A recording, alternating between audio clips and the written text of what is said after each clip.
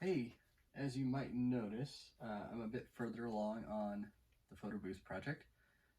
Remember, you can download an ebook of instructions on how to get started on your own DIY photo booth project, linked in the description below and at shutterpilot.com/DIY-photo-booth. So since last time, what I've done is I've actually cut out the plexi. And one thing that I learned again is that having the right tools is key. It turns out that I don't actually have the right tools to be cutting plexi, so probably in the future I'll probably find somewhere that I can actually get the plexiglass cut exactly to the sizes that I need.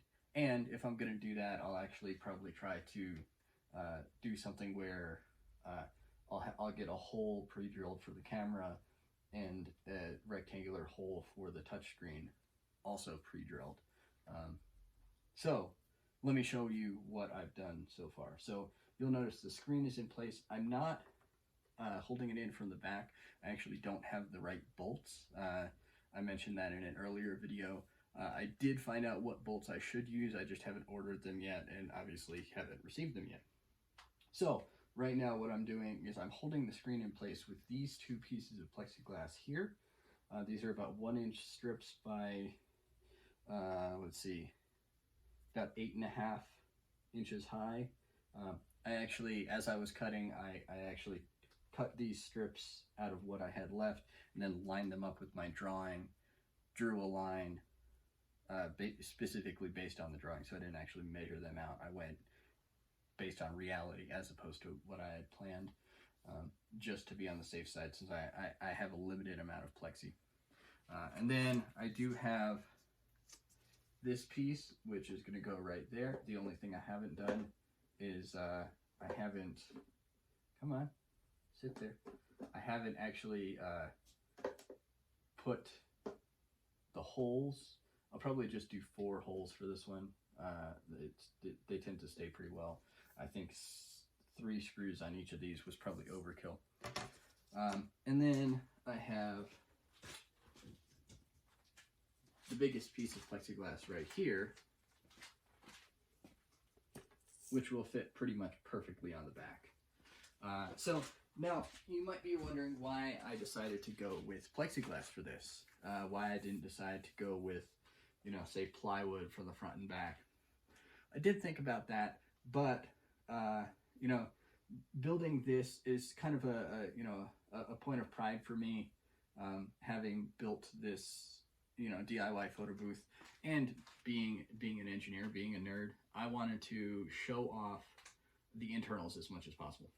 So by having the back and actually the front, but most of the front is covered up by components, but having the back be a single sheet of plexiglass, it means that you can actually see in and see what I've built.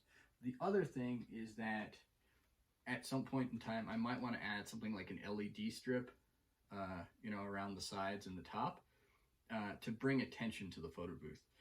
And if I have a plexiglass back, that works. I can do that. I don't have to, go find a piece of plexi in the future if I wanted to do that and replace a piece of plywood and then have this piece of plywood laying around or toss it in the garbage or something like that. So plexi just kind of worked. It also made ordering a little bit easier. I could buy a piece of plexi and a 1x4, super simple shopping list.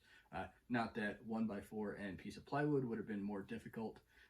However, plywood sheets tend to be a little bit bigger, and I don't know if I could have just gotten a small piece of plywood that I could have actually fit in my car to bring home. So yeah, that's basically where we are now. I'm gonna drill some holes in the plexi and then actually attach it, and then I'll show you what it looks like. All right, so now we have our front to the photo booth all set up. Let me bring it closer so you can see. Okay, so we've got a piece of plexi across the top, and like I said, I only put 4 screws in there. There is actually a reason for that beyond just that I think 4 is sufficient. It turns out that, going back to what I said previously, it's important to have the right tools, and I do not have the right tools. While drilling out this screw hole over here, I actually broke the plexi. So I'll bring the phone over and do a close-up of that so you can see what that looks like. It sheared off, but thankfully I have some super glue, and I just glued it back on. Seems to be holding just fine. And what we'll do on the back is I'll probably do two screws there, 2 screws there, and then 1 on either side here, just because that edge is kind of long. So I'm not gonna do too many screw holes on that side either. Hopefully, I won't end up breaking any more plexi, because I really do want the back especially to look nice. The front, most people won't notice that because they'll be looking at the screen. So, and with that, that kind of concludes the build part of the series. So I think I'm going to be done for today, but tomorrow when I come into the shop here, I will start wiring things up. I've got the Raspberry Pi that I need to plug in, and I need to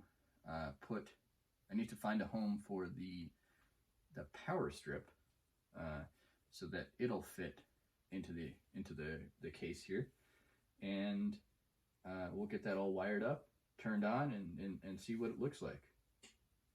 Fingers crossed. So stay tuned, subscribe, like this video, leave a comment below, and I'll see you tomorrow.